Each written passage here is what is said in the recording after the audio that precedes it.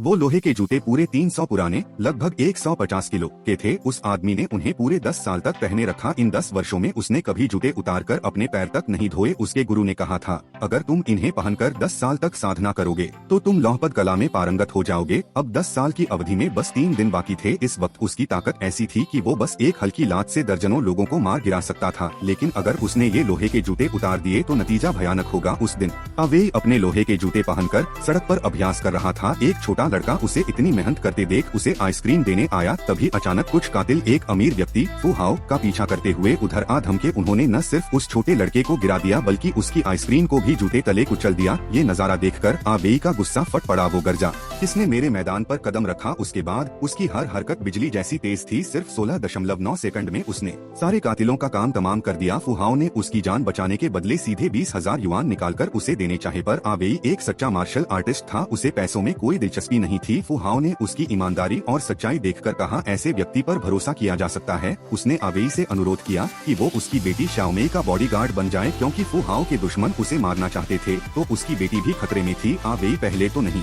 मान रहा था, लेकिन जब उसने सुना कि महीने का वेतन 1 मिलियन है तो कौन मना कर सकता था। हालांकि यह कोई आसान काम नहीं था। शाओमेई बेहद घमंडी और जिद्दी थी। वो अपने बॉडीगार्ड को बिल्कुल भाव नहीं देती थी और जैसे ही सड़क पर निकलती उसे तरह तरह की मुसीबतें झेलनी पड़ती। अगर अवेई की मार्शल आर्ट्स इतनी मजबूत न होती तो अब तक उसकी टांगें टूट चुकी होती। एक दिन जब वे रेस्टोरेंट में खाना खा रहे थे, अवेई ने गौर किया कि सभी वेटरों के हाथों में पुराने छाले कठोरता थे। उसे यकीन हो गया कि ये सब भी योद्धा हैं। जैसे ही एक वेटर खाना परोसने आया, अवेई ने बिजली की फुर्ती से उसे टेबल पर दबोच लिया। शाओमेई तुरंत हैरान रह गई। इसके बाद अवेई ने उसे कंधे पर उठाया और रेस्टोरेंट से बाहर ले गया। लेकिन अवेई की यह रूखी हरकत शाओमेई को बेहद नागवार गुजरी। वो गुस्से में चीखने ही वाली थी कि तभी कुछ छोटे छोटे गुंडे मौके का फायदा उठाकर उसे और अवेई को घेर लेते हैं। अवेई उनसे जूझ रहा था, उसे खींचकर पीछे कर दिया गया। इसी बीच वेटर, जो असल में दुश्मनों में से एक था, तुरंत अपनी अगली चाल पर उतर आया। उसने